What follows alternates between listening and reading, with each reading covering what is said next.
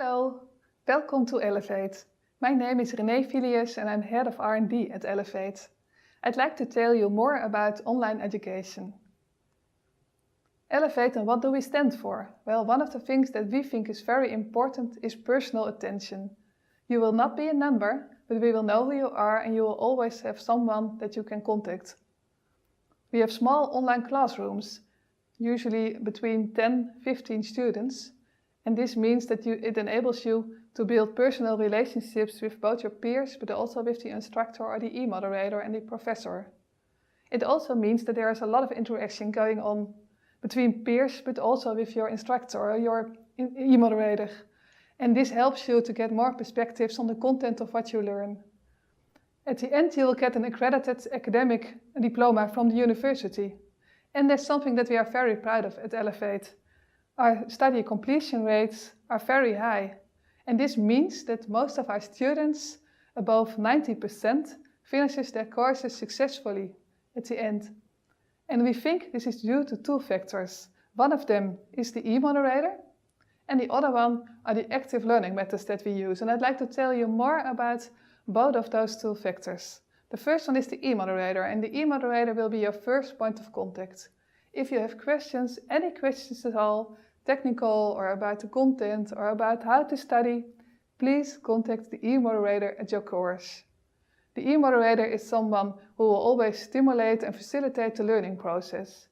All of our e-moderators have a master degree in educational sciences, and that helps you to inform you about how to study online, which is really different than study for a face-to-face course on campus. The e-moderator is like the spider in the web. It is someone that can check whether you met the deadlines or send you friendly reminders or send you weekly updates or tell you about the discussions that are going on that might be relevant for you.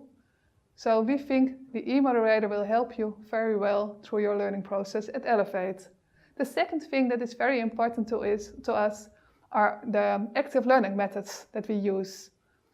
We think that learning for students will be much better if it is not limited to just reading a book or watching a video, but we think it is very important to be active. So that means that you will get questions that you will have to answer, that you will have to take assignments, that you will have to write essays, and that there will be a lot of discussion going on at the online courses. Usually those discussions are asynchronous, which means that you are not limited to certain times. But you can do those discussions whenever you like in the week that this discussion is going on. We have a lot of different learning methods. And of course, we have learning methods in which you will have to read, or in which you will have to watch, or just have to listen to a lecture, for example. But they are usually also enriched by questions.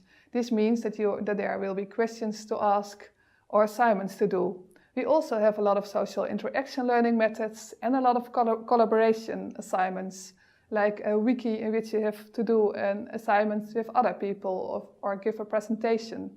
An example of how an assignment may look like is this one, in which you will get a question about a lecture or a text that you have read, and you will have to answer this specific question, and after that you will receive feedback. Feedback can also be provided by your peers. Then it may look like this.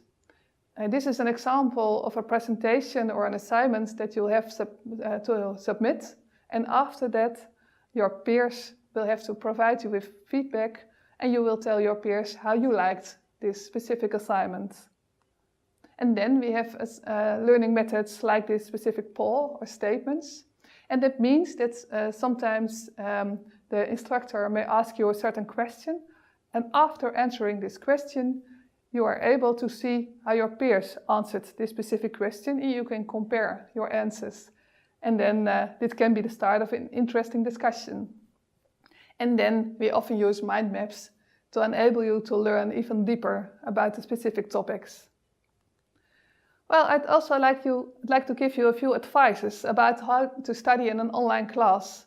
One of them is, if you start with your first online class, please be sure to fill in your personal profile. It helps your peers to know who you are, and it will help you to know who your peers are. Tell them how you are, what your profession is if you have one, or if you're full-time students, why you have chosen this specific course and how you like it. And then every time when you start a course or a specific learning unit within a course, look at the course environment and start each week by looking what you have to do. The course environment will enable you to see exactly how many minutes each learning activity will take and what kind of learning activity it is. And study online takes a lot of time, so it means scheduling ahead. Record all deadlines in your own calendar and, most importantly, meet all the deadlines. It usually means that you will have to complete one learning unit per week, which means about 14 hours, which means about 2 hours a day. But your learning environment will enable you to show you what your progress is, where you are, and what learning activity you still have to do in able to complete the course. 2 hours a day is a lot, so you will really have to schedule ahead. I can't say it enough. It has to be emphasized. Well, and then another advice is respond to the discussion boards, because it will enable you to get more information about the topic that you will study. It will also enable you to get a more informed network that you can call upon later during the master program or in your life, during your career. So post remarks, tell them what you think about the specific topics and bring in your own discussion topics. And then, in case of difficulties, please remember 2 hours a day is on average. Some students or some topics will require more than 2 hours a day. So, in case of troubles, start with taking more time. And then ask for help at your peers. Or get tutoring. Don't wait too long. It means contact your e-moderator, discuss what you find difficult. Don't wait until the course is over, but discuss it. Ask for help and create your own class materials. It means take notes, collect pictures on what you have learned, collect more materials, and think about what you've learned, reflect on what you've learned, and write it down. Be sure to complete all required learning activities before the exam, and note that there is a difference between the optional learning activities in each course that you can learn when you would like to know a little bit more, and the required ones. There is a difference, and the required ones are the ones that you will have to finish in order to be able to do the exam.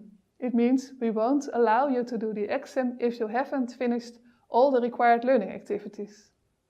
But if you enjoy the topic, if you would like to know more, if you have the time available, there are also optional learning activities. And you will be able to do them, but they're not required. It's up to you. And then, it seems very obvious, but I just like to mention, don't forget to study for your exams. There's only one possibility after the first exam, so 2 in total, so be sure to study.